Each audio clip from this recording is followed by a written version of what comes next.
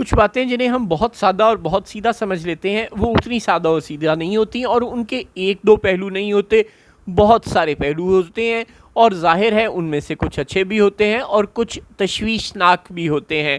اور پھر یہ کہ پاکستان اپنی ایک مخصوص تاریخ رکھتا ہے، وہ ماضی میں ایسے بہت سے ایڈونچر کر چکا ہے اور بہت سے نتائج بھگت چکا ہے۔ یہ کوئی نئی بات نہیں ہے۔ ایوب خان دور میں بھی ہم نے سیٹو سینٹو بغداد پیکٹ بہت سے دفاعی معاہدوں میں شمولیت اختیار کی۔ پھر کیا ہوا 1965 کی جنگ کے وقت کیا امریکی بیڑا ہماری مدد کو آیا، یا 71 کی جنگ کے وقت کیا امریکی بیڑا ہماری مدد کو آیا، یا جو بھی وہ سیٹو سینٹو اور بغداد پیکٹ میں شامل ممالک تھے ان میں سے کتنے ملکوں کی فوجیں ہمارے پیچھے کھڑی ہوئی لڑ رہی تھیں؟ ظاہر ہے ایسا کچھ بھی نہیں ہوا۔ پھر ہم نے امریکہ کی جنگ میں 2 بار شرکت اختیار کی۔ ہم نے ضیاء الحق کے دور میں بھی بھرپور 11 سال جنگ لڑی، افغانستان میں روس کے خلاف جنگ لڑی، پورے سینٹرل ایشیا میں، اور ہم نے روس کو توڑنے میں امریکہ کے کلیدی اتحادی کا کردار ادا کیا۔ اب یہ کلیدی اتحادی ذرا معزز قسم کا لفظ ہے، بہت معذرت کے ساتھ اگر آپ مجھے اجازت دیں تو میں کرائے کے قاتل کا لفظ استعمال کر سکوں، یا کرائے پر لڑنے والے گنڈے کا لفظ استعمال کر سکوں، یا اگر آپ مجھے تھوڑی سی اور کہیں کہ نہیں یہ بھی بدتمیزی ہے، تھوڑے سے سوفسٹیکیٹڈ اور ہو جاؤ، تو چلے میں یوں کہہ دوں کہ اپنی جانیں کسی کی خاطر قربان کرنے والے شخص کا لقب دے لوں تو میرا خیال ہے زیادہ ٹھیک ہوگا، کسی بھی سائڈ کو کوئی زیادہ اعتراض نہیں ہوگا۔ یعنی جانیں ہماری جاتی تھیں اور پیسے کوئی اور دیتا تھا، یوں ہم پیسوں کے عوض اپنی جانیں اور اپنا مستقبل، اپنی سیکیورٹی، اپنا بہت کچھ قربان کر رہے تھے۔ پھر جب مشرف کے دور میں بھی ہم امریکہ کی جنگ میں شامل ہوئے اور ہم پوری قوت سے افغانستان میں لڑتے رہے، تو اس کا نتیجہ ہمیں آج تک ہونے والے خودکش بم دھماکوں اور آج تک ہونے والی دہشت گردی کی کارروائیوں کی صورت میں مل رہا ہے، خاص طور پر پرویز مشرف کے زمانے میں اور جنرل اشفاق پرویز کیانی کے زمانے میں۔ یعنی تقریباً یہ 8-10 سال سانحہ اے پی ایس تک، 2007 سے لے کر سانحہ اے پی ایس تک 2016 تک، ایگزیکٹلی یہ 10 سال پاکستان کی دہشت گردی کی تاریخ کے بھیانک ترین سال تھے۔ ہم نے کوئی 65، 71، 98، 48 اور 2025 کسی جنگ میں اتنی جانیں نہیں کھوئیں جتنی ہم نے اس دہشت گردی کے خلاف جنگ میں جانیں قربان کی ہیں۔ لیکن ظاہر ہے ہم نے پیسوں کے عوض لڑائی دی اور اپنے آپ کو برباد کر لیا۔ نو سعودی عرب کے پاس فوج نہیں ہے، ہمارے پاس فوج ہے، ہماری لڑائی ہو سکتی ہے انڈیا سے۔ کیا سعودی عرب ہماری ساتھ انڈیا کے ساتھ مل کر جنگ لڑے گا؟ ظاہر نہیں لڑے گا۔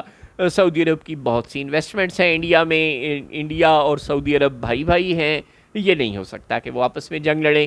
ان کے بہت زیادہ اسٹریٹجک مفادات ایک دوسرے سے ہیں، بہت زیادہ مالی مفادات ایک دوسرے سے وابستہ ہیں، چنانچہ سعودی عرب اور انڈیا جنگ لڑیں یہ نو کویسچن اباؤٹ۔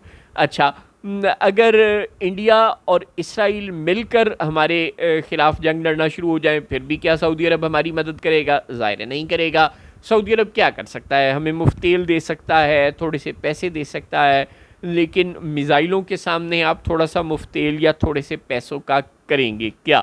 اس کے بعد ہم نے پہلے سے ہی بہت سالوں سے، 50 سال یا شاید اس سے تھوڑا کم زیادہ عرصے سے سعودی عرب کے ساتھ ایک ایگریمنٹ کیا ہوا ہے کہ جو حرمین شریفین ہے مکہ مدینہ، ان کی سیکیورٹی ہمارے ذمے ہے اور وہ ہم فریضہ سمجھ کر ادا کرتے ہیں۔ وہ بالکل ہمارے لیے اعزاز کی بات ہے، وہ ہمیں کرنا بھی چاہیے۔ اللہ نے اگر ہمیں اتنی توفیق دی ہے، اس قابل بنایا ہے، تو اس سے بڑی خوش بختی کیا ہو سکتی ہے؟ ہمیں بالکل یہ فریضہ سر انجام دینا چاہیے، اور سعودی عرب اس کے عوض ہماری ظاہر تھوڑی سی مدد بھی کر دیتا ہے تو ٹھیک ہے، کوائٹ فائن۔ لیکن عمران خان دور میں ہی غالباً یہ کہانی شروع ہوئی تھی جب سعودی عرب نے یہ جنگیں شروع کی تھیں یمن کے خلاف اور کبھی کس کے خلاف، لیکن خان صاحب نے کہا بھائی بات سیدھی سی ہے، میں کسی کی جنگ میں حصے دار نہیں بنوں گا، میں آپ کے درمیان میڈیشن تو کرا دوں گا۔ اگر آپ نے ایران سے جنگ لڑنی ہے، اگر آپ نے یمن سے جنگ لڑنی ہے، اگر آپ نے شام سے جنگ لڑنی ہے، آپ نے کسی سے بھی جنگ لڑنی ہے، تو آپ چونکہ 2 مسلمان ملک ہیں، میں آپ کی صلح کرانے کے لیے تیار ہوں۔ بلکہ عمران خان تو بیگانی شادی میں عبداللہ دیوانہ بن کر ڈونلڈ ٹرمپ کو بھی وائٹ ہاؤس میں بیٹھ کر کہہ رہے تھے، اور یہ انہوں نے پریس کانفرنس میں کہا تھا، ڈونلڈ ٹرمپ کے ساتھ جوائنٹ پریس کانفرنس میں انہوں نے کہا کہ میں تیار ہوں، ڈونلڈ ٹرمپ اگر مجھے کہیں تو میں ایران اور امریکہ کے درمیان میڈیشن کروانے کے لیے تیار ہوں۔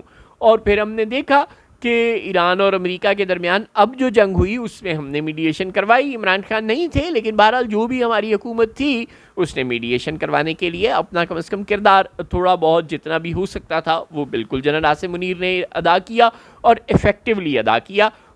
پھر اب کیا ہوگا؟ اب اگر انڈیا کو تو چلے چھوڑیں، ہمارے ساتھ وہ جو بھی کرے گا تو ہمیں اسے اکیلے ہی لڑنا پڑے گا، ہماری پشت پر کوئی آ کر نہیں کھڑا ہوگا، اور اگر کوئی تھوڑا سا ہمیں تیل دے دے گا یا تھوڑے سے پیسے دے دے گا تو اس سے کیا ہوگا؟ کیا کوئی انڈیا کے آنے والے میزائلوں کا رخ مڑ جائے گا؟ ظاہر نہیں ہوگا۔